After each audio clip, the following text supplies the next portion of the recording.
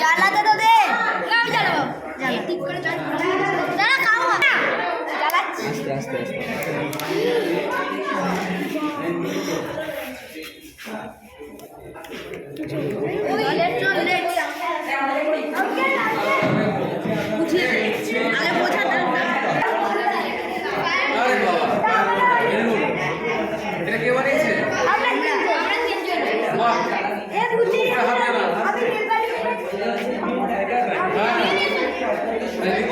ঠিক আছে